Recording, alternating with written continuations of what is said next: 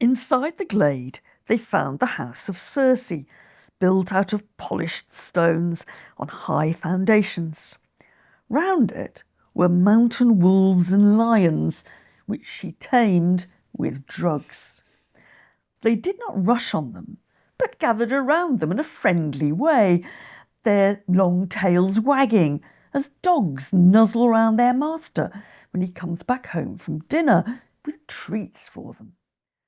Just so, those sharp-clawed wolves and lions, mighty beasts, came snuggling up. The men were terrified. I'm hardly surprised. So, quick recap.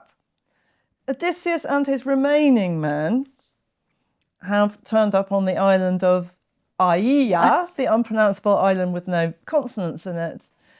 This is part of Odysseus's narration to the Phaeacians of his adventures since leaving Troy. So this part of the poem is told in Odysseus's own voice, he narrating his own adventures. They have very recently been to the island of the Laestrygonians, where they have lost, I'm afraid, nearly everybody. They've lost all their ships apart from one. So Odysseus is left with one ship. They've arrived on this island, which we're told already is the island of Circe. We're told that straight up before we meet Circe. But we have just drawn lots to see who is going to go off and explore properly. Does not include Odysseus. There's a group of men led by someone who I always imagine as his sort of number two, a guy called Eurylochus, and he leads off this little kind of delegation of 22 chaps who, by the way, are really, really not happy about it. They're all weeping as they go on this expedition to explore the island. Yeah, it's another Star Trek moment, but the crew is not happy about this new planet at all, because so many bad things have recently happened to them. It's like it's a very rational response, frankly. And I think 22 is a very odd number, because it's the same number as the number of carts that it would have taken to remove the stone from the doorway of the Cyclops cave. Significance of 22 in the Odyssey. Very strange. Write an essay on it. Yeah, exactly. There's a PhD waiting there somewhere. So and it's a lovely passage, the bit that you just read, Mary, and it's such a vivid thing, really. These wild animals kind of slink out of the house, and instead of attacking the men, they just sort of tame and they nuzzle them, wagging their tails.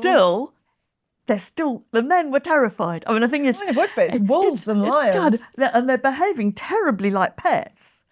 But this is very, you're in somewhere very, very weird. And there's the house. There's a house in front of them, and from inside there's some beautiful, beautiful singing. This is shades, by the way, of Calypso.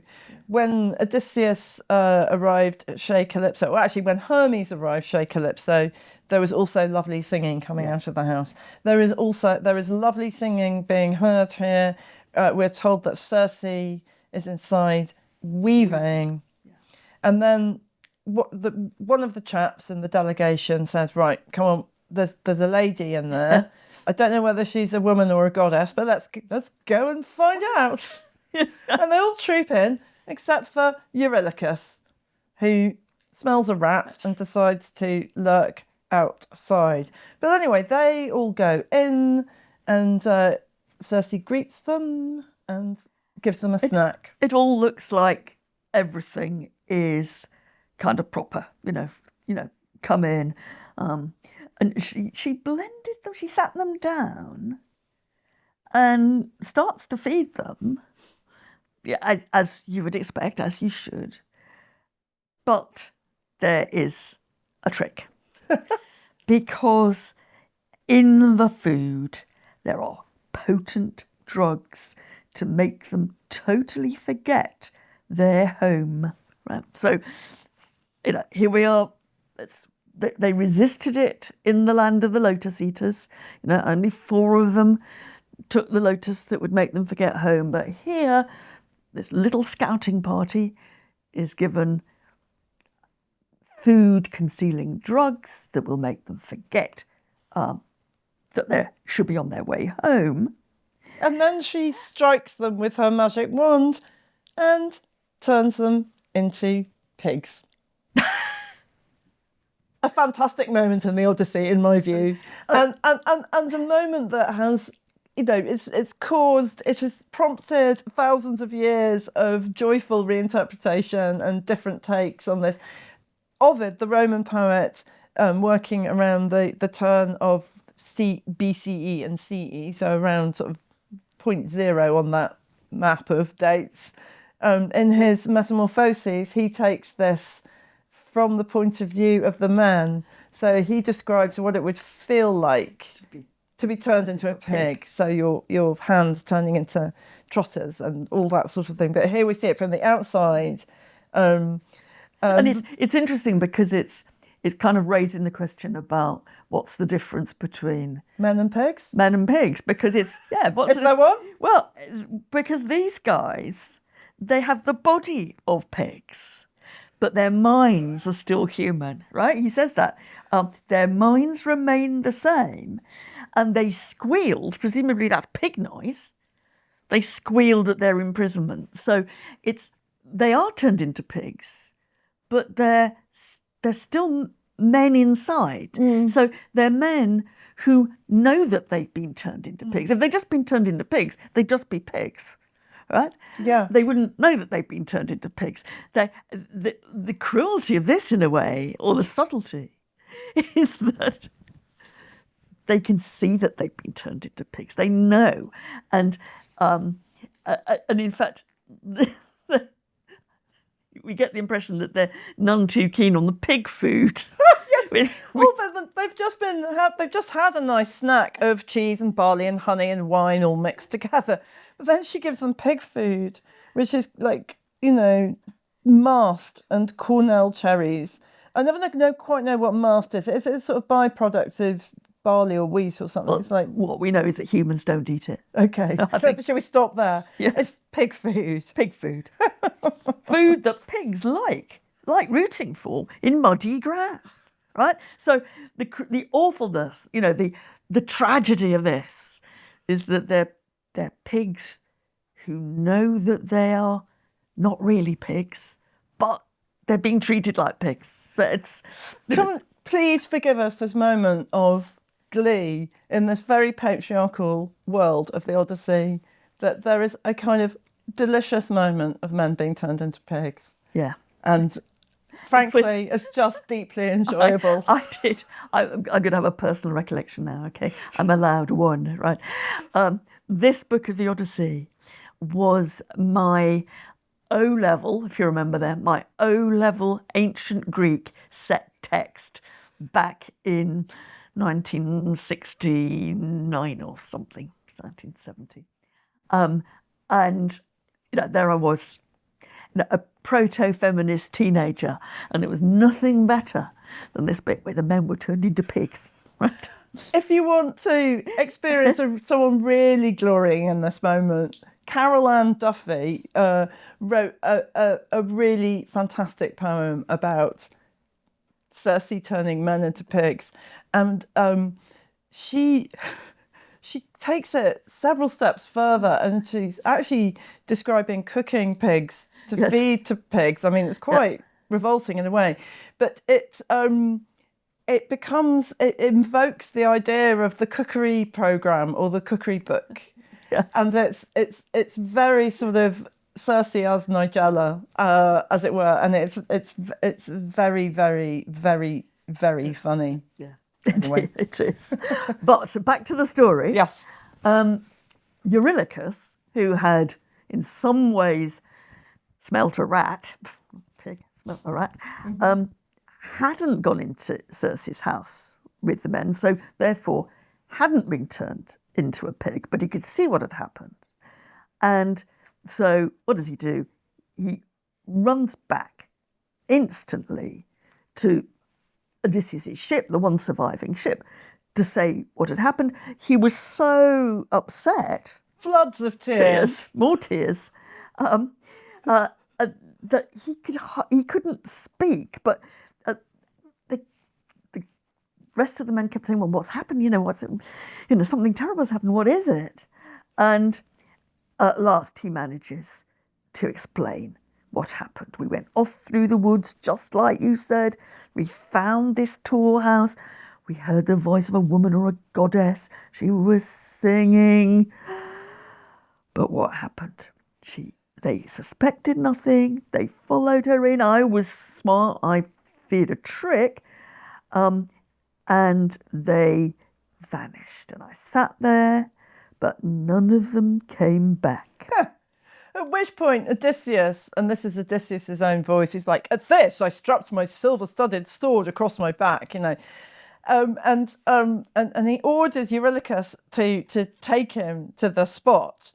And again, Eurylochus in floods of tears. Please let me stay here. I don't want to go there again. No. I mean, any illusion that these men are big, always and consistently brave, is blown out of the water by this. It's the bit. What I find a bit puzzling is it's not entirely clear whether Eurylochus just knows they've disappeared or have been turned into pigs. Turned into pigs, and his reaction suggests that he knows that they've been turned into pigs, but he doesn't actually say so. It is not stated, and I think that may be a minor inconsistency in the story, possibly. Yeah. Well, anyway, the fact is that Odysseus sets out without actually Eurylochus. He goes on his own, and on his way, he's almost got there to the house of Circe when he meets Hermes, the god. So we've already met Hermes a couple of times in the poem. The god Hermes is the reluctant messenger of the gods who's dispatched to tell Odysseus or tell Calypso that it's time for Odysseus to leave her house, right at the beginning of the poem. We met him for a second time, very briefly, in a embedded story within a story about the adultery of Ares and Aphrodite, where he has a good laugh at the sight of Ares and Aphrodite having sex and declares that he would jolly well like to have sex with Aphrodite, but the chance would be a fine thing. And here he is again, and Odysseus just comes upon him, and seems to recognise him. I met Hermes. Now it's not clear exactly how he recognises him, because he's an adolescent boy at the cutest age, when that's a translation, that's not me, the cutest age when beards first start to grow, but it looks as if he's still got his kind of trademark wand with him. Yes, that would be the giveaway, which would be the giveaway, I think. And so Hermes is this lovely adolescent boy carrying his wand, takes Odysseus's hand. And if there was any doubt about what had happened to the men, this is dispelled actually at this point, because Hermes says, "Your men were turned to pigs." So I think maybe Eurylochus didn't know what happened, but now Hermes is telling Odysseus, "Your men have been turned into pigs," which must be quite a shock. That's going to happen to you if you're not careful, but I can help you. I can help you, yeah. If you just go on your own, you'll be turned into a pig too, and you'll never get anywhere. But take this antidote to keep you safe when you go into Circe's house. So she's going to make you a potion, and the same thing will happen. You'll forget everything, and she'll strike you with her wand, etc., etc. But because you've got this antidote with you, the potion won't work, and the wand won't work. So Hermes pulls from the ground this flower with it's described. It's got a black root. It's got a white bloom, and it says the gods call this plant moly. Yes.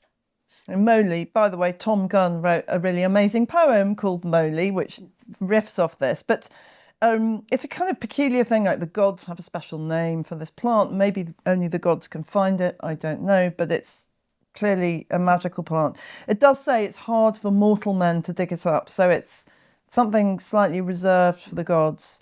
And then Hermes just scarpers, get flies, because Hermes flies everywhere on his lovely Except sandals. he's already given us. Except he's already given Odysseus an extra bit of advice. Because he said that when she gets her wand to kind of turn you into a pig, you draw your sword and rush at her like as if you're going to kill her. Yeah. She's going to be frightened, and she's going to say, "Sleep with me." That's her response. Sleep with me. Because that's what women do. That's what, and he says explicitly, don't hold out against her. She's a goddess, right? All of this seems frightfully self-serving to me, to be honest. Yes. Like, the advice is sleep with this beautiful woman, even though you might not want to. Because, there's an alibi here. If you sleep with her, you'll manage to set your friends free. Just got to go take one for the team, Odysseus. You've got to take one for the Sleep with team. the gorgeous goddess. Yes.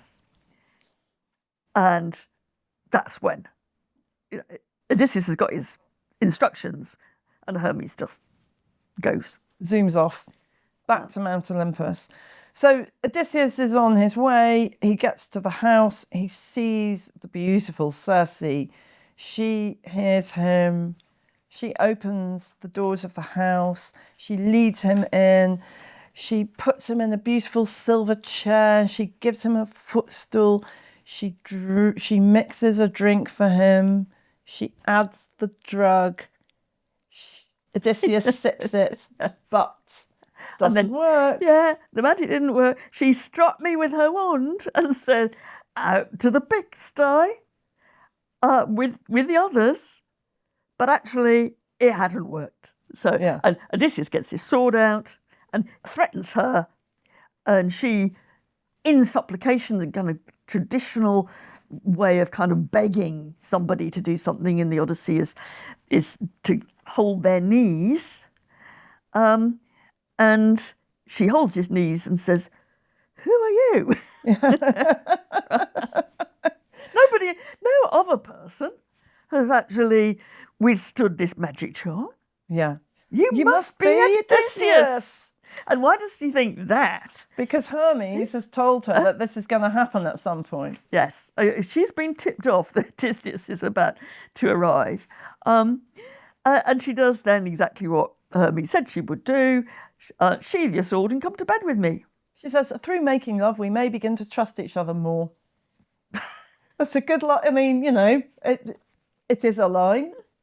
By the way, that's quite a popular scene for Greek pots as well, this Odysseus rushing at Circe with the sword. And there's a really beautiful one I was looking at the other day online where he's rushing at her with the sword and she's all over the place and she's actually in the act of dropping the bowl that she's mixed the potion in, and the bowl is midair. And it's this sort of lovely image. It's on a bowl, and it's a picture of a bowl that's about to smash. Anyway, in passing, it's such a vivid scene.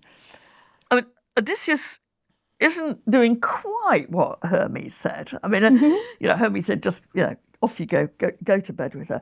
He does slightly object and says, but hey, you've just turned my men into pigs, right? What more tricks have you got in your mind? And he has this hilarious bit where he says, heaven knows what you're going to do when you've got me naked, right? So I am not going to come to bed with you, lady, unless you swear a mighty oath that you will not form plans to hurt me anymore. A very Odysseus moment, a moment of bargaining, a moment of insurance, and also there's a kind of moment of true male terror at what happens when you've taken all your kit off and you've unleashed yourself from your sword and you're naked in bed with a woman. I mean, yes. And instead of just thinking it, he says it, because that's what people do in Homer. He says, are you going to, what are you going to do? Is it just so you can take my courage and my manhood when you have got me naked? I refuse to come to bed with you, and so on. And she does, anyway, it's smart because she does swear an oath that she's not going to do anything bad to him. And then, having done that, he gets into bed with her. It's fine. I went up to the dazzling bed of Circe.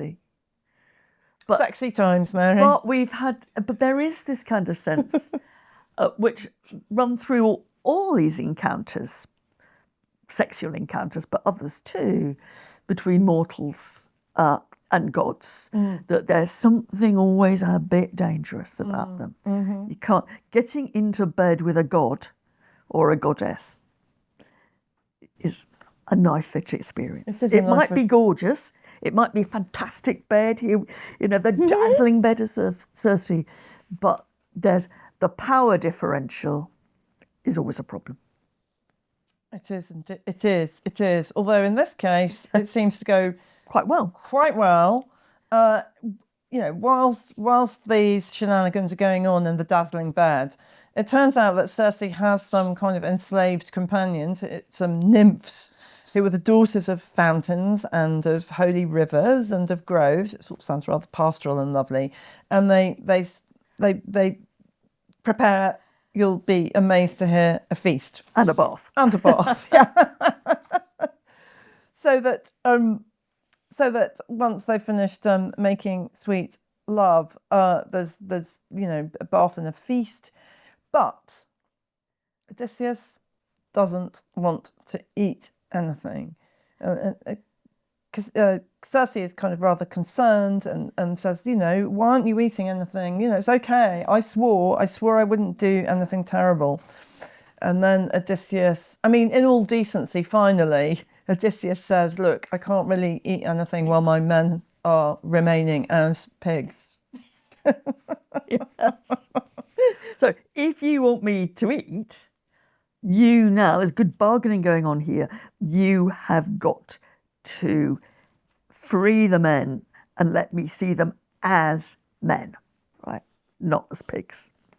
I do long to see how this all plays out in Christopher Nolan's film, by the way, of all these actors being turned into pigs and then back again, because they do get turned back into men, and happily for them, they've had a makeover whilst this has been going on, so they get turned into younger and handsomer versions. Yes.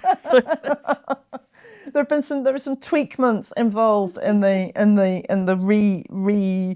re-transformation of these chaps, and they're all terribly happy to see each other. And indeed, you'll be again incredibly surprised to learn that everybody has a good cry. Yes. They recognised it. They each embraced me tightly and started sobbing in desperation. So the whole house was full of the noise of crying. So now all this little delegation of men have been turned back from pigs into much younger, hotter versions of themselves, and so there's much weeping with joy and, I don't know, desperation, it says here. They're embracing each other, and they agree that Odysseus is going to go back to the ship and to tell all the other blokes, the main crew, that everything's okay and they should all come up. They should all come up to Circe's house. Yeah, and when he gets there, there's more weeping. There's more weeping, and then this extraordinary simile. It says that it's as when a herd of cows is coming back from pasture into the yard, and all the little heifers jump from their pens to skip and run towards their mothers, and they cluster round them, mooing. Just so my men, as soon as they saw me, began to weep, and in their minds it seemed as if they had arrived in their own home in the land of rugged Ithaca. So to me, there are two really interesting things there. One, these men, the other men, Odysseus' men, are being compared to animals. Yeah. So the simile does to them what Circe had done with magic to the other group of men. So, this are men and animals that far apart. Right. Again, is being asked of us. Yeah. And the other thing is actually, it seems... The poem tells us, Odysseus actually is narrating this. In their minds, it seemed as if they'd arrived back at Ithaca. Well, there is one thing it's not a spoiler, because we know what happens to these men, in the sense that we know that he loses them along the way. They're never going to get back to Ithaca. No. So that their joy, as if they, is very empty. It's very empty. Yeah, that's right. But they're jolly pleased to see Odysseus. And he says to them, everything's okay, actually. It's all fine.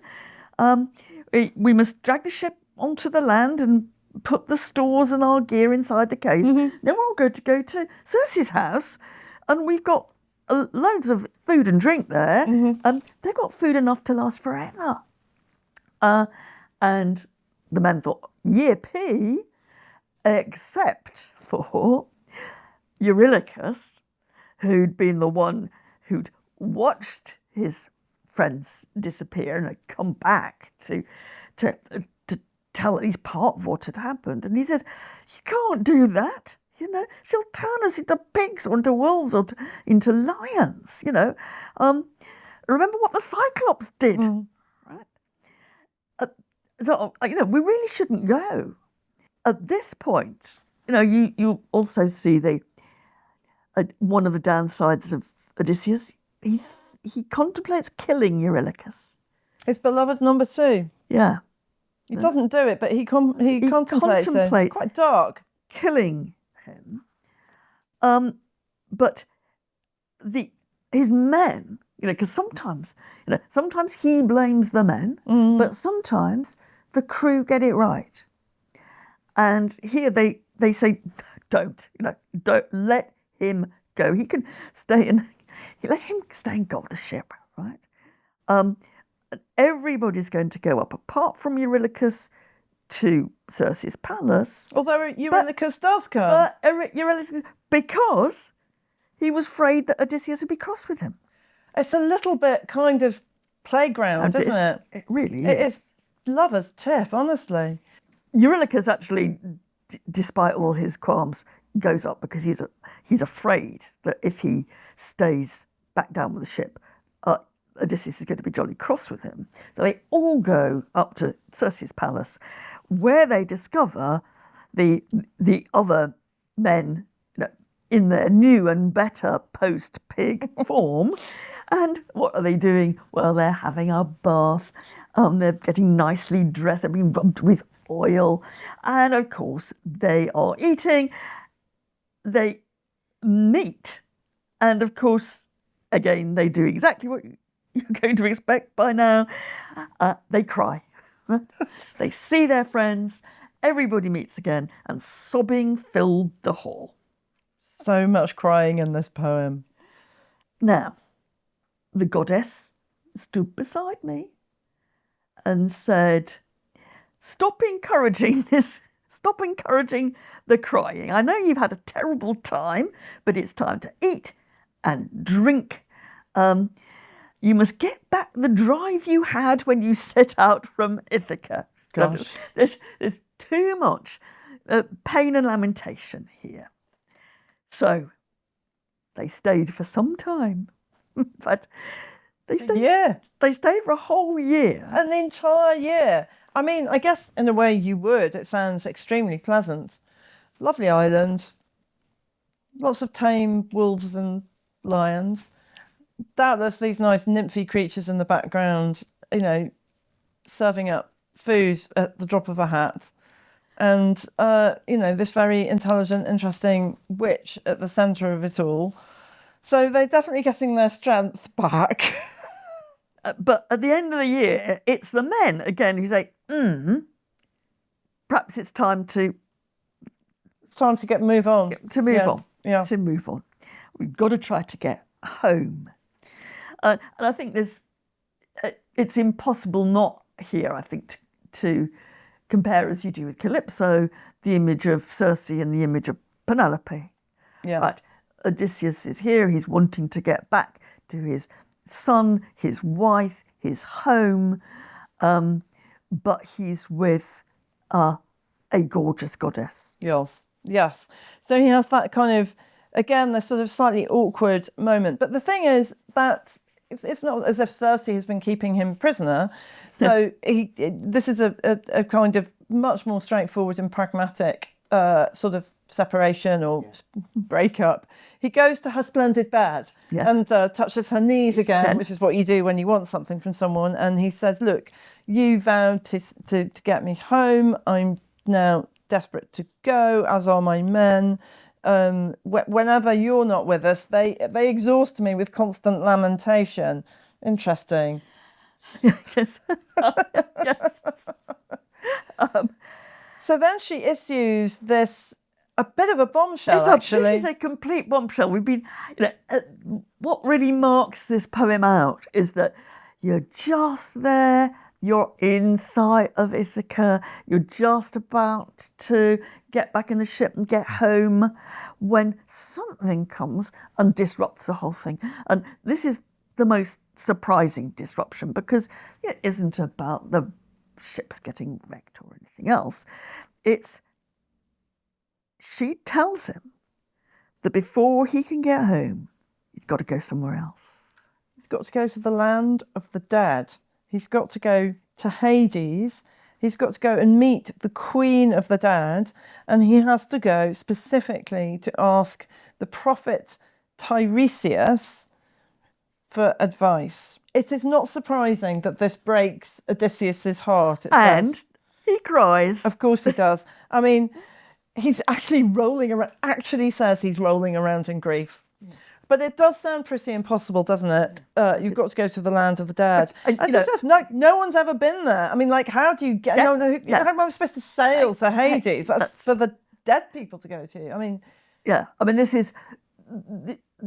is kind of beyond the human world. We've been saying that in some ways, in his travels that we've just been looking at, he's out of the world of humankind in a strange way. Yeah. But this is, a bridge much further than that, because he's going to where the dead live.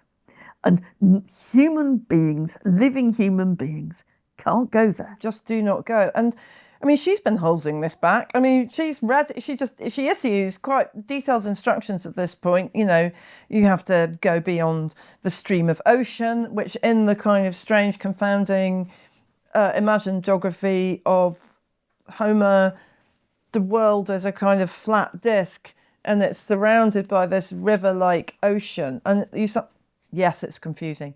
You somehow have to get beyond that stream of ocean and then it gives all these funny instructions. It talks about the rivers of the land of Hades. You have to go to this strange place, and then Circe tells him that he'll have to make certain offerings and libations and sacrifices, and it's quite a detailed set of things that he has to do. And if he does it, Tiresias will tell him how actually he's going to get home.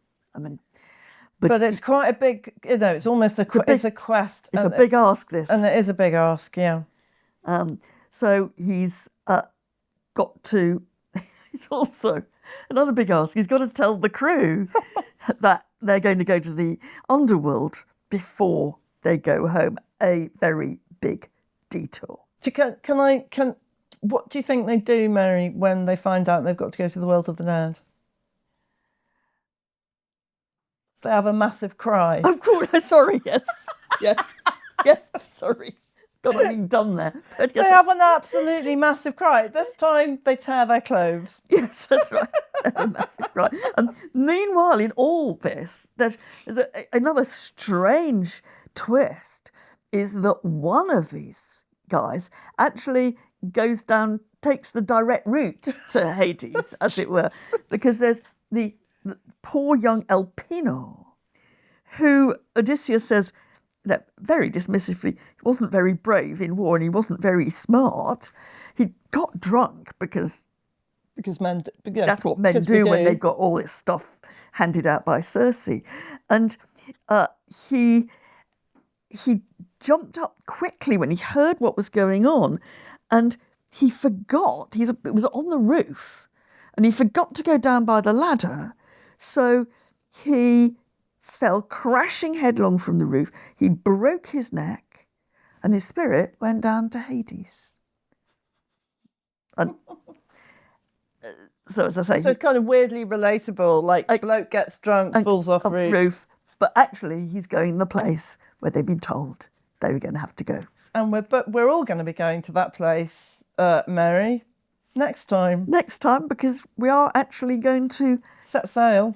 And follow Odysseus en route to the place where humans can't ever go. This is sci-fi. See you next time. If you've got any thoughts, if you've got any ideas, anything you'd like us to do, contact us on instantclassicspod, all one word, @gmail.com. Or on our social media at Instant Classics Pod. Instant Classics Book Club will be back soon. And in the meantime, head to the main feed for more from Instant Classics. See you next time.